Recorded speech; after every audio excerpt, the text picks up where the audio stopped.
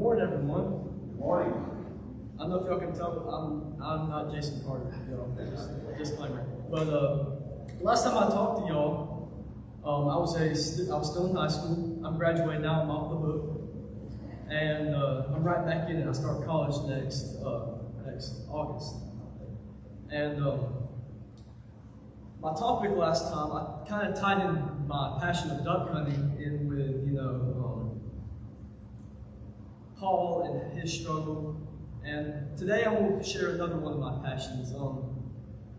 When I was in 9th grade, I was a freshman in high school, and I played football. Football is one of my best passion. I love it so much. And I played wide receiver. I started on varsity as a freshman, and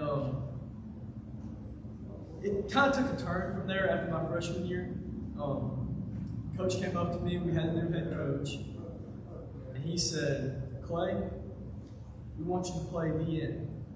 I'm like, okay. That's a big difference from a receiver. Is everyone familiar with football positions? Like the size and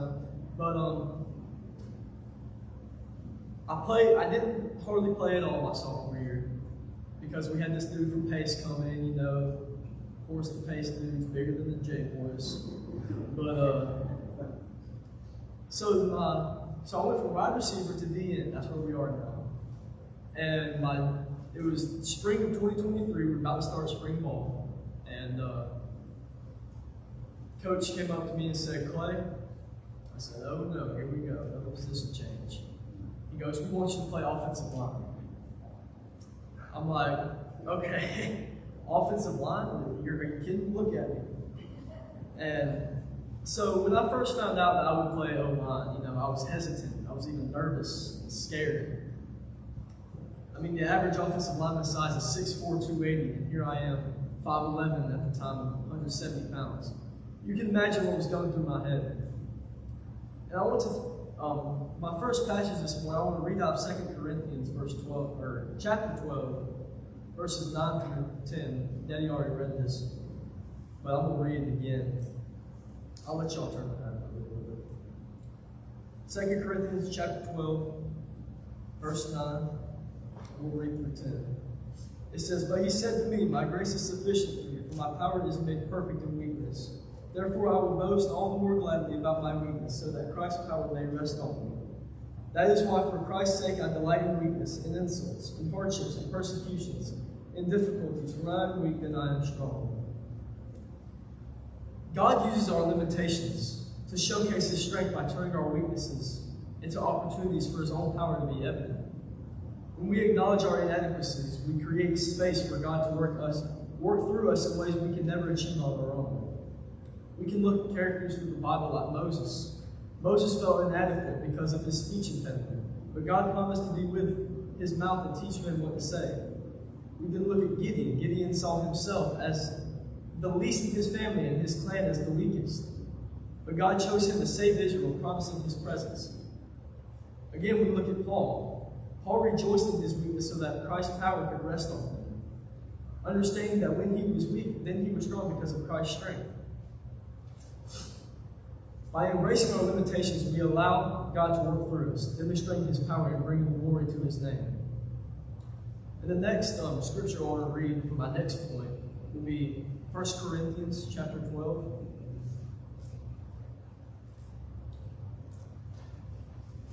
1 Corinthians chapter 12, verse 12 through 14. This is going to be kind of focusing on teamwork. And it says, "Just as a body, though is one, has many parts, but all its many parts form one body. So it is with Christ. For we were all baptized by one Spirit, so as to form one body, whether Jews or Gentiles, slave or free, and we were all given the one Spirit to drink. Even so, the body is not made up of one part, but of many." Each member of the church has a unique and vital role, just like football, contributing to the overall health, function, and mission of the community. These roles are often defined by individual gifts, talents, and callings, and working together to fulfill God's purpose. We can look at, vital leadership roles. We look at elders, deacons, teachers, worship leaders, evangelists, ushers. We can look at maintenance, encouragers, prayer leaders, all these different things. Every member of the church has a role that's rooted in the biblical idea of as the body of Christ. Just as many parts, each with its unique function, the church is composed of many members, each contributing to the overall health and effectiveness of the whole. When each member fulfills their role, the church functions harmoniously, grows in faith, and effectively carries out its mission to love God and serve others. And my third point this morning will be starting in James. We'll read James. It will be in chapter James 1. We'll read verses 2 through 4.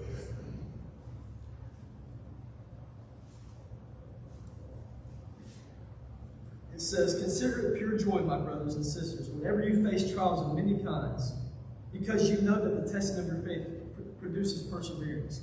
Let perseverance finish its work so that you may be mature and complete, not lacking anything." I'm going to tell us another story right here. My junior and senior year of football, there was this dude on the team. His name was Chase Dooley. He won state in weightlifting. He was like 6'3", 250, pure muscle. And every single day at practice, they lined me up against him. Every single day. I was the smallest lineman against the biggest dude. He probably in the state. He won state weightlifting, for crying out loud. And every single day at practice, he would whoop my butt. Every day. And in the moment, I was mad. I was like, these coaches must hate me. They're putting the biggest dude on me. But in the moment, I didn't realize it. But when it come game day, Chase was actually he was making me better. Every single day, he was making me better. And in today's day and age, we can relate to this. It's hard to be a Christian now. Like we face trials. We look around the world and we can see, it's not the same. We can see sin overcoming everything. And the thing is, we can either face these opportunities to make us stronger if we allow it to, or we can just let it beat us down. Or we can be fearful of it, just try to completely avoid it. And that's going to bring us right into my next point in Isaiah chapter 41.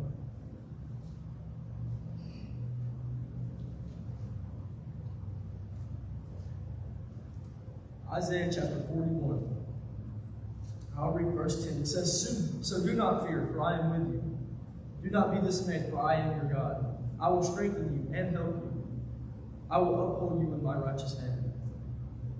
The fear of inadequacy is a common human experience, often whispering doubts that we are not good enough, smart enough, or capable enough to handle the challenges life throws our way.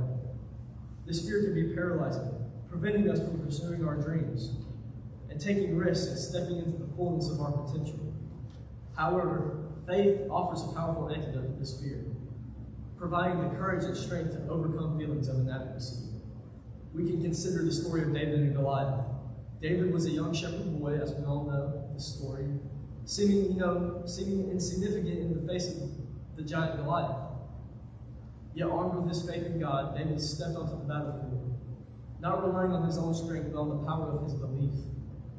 He proclaimed that he came in the name of the Lord, and that with conviction he defeated Goliath.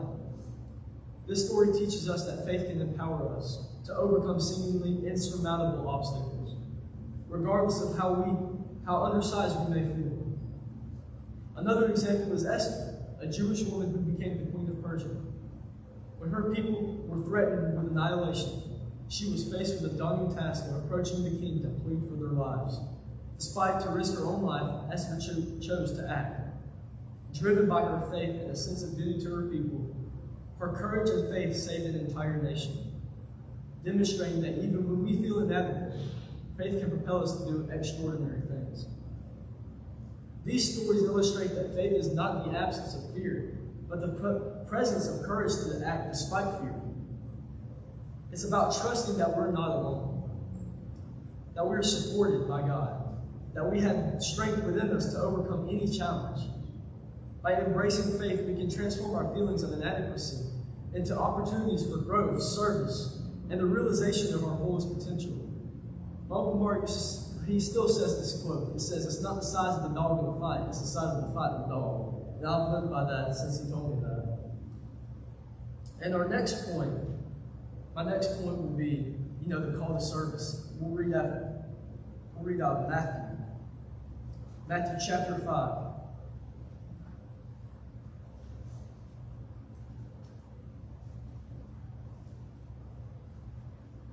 Matthew chapter 5, verses 14, and I'll read through 16.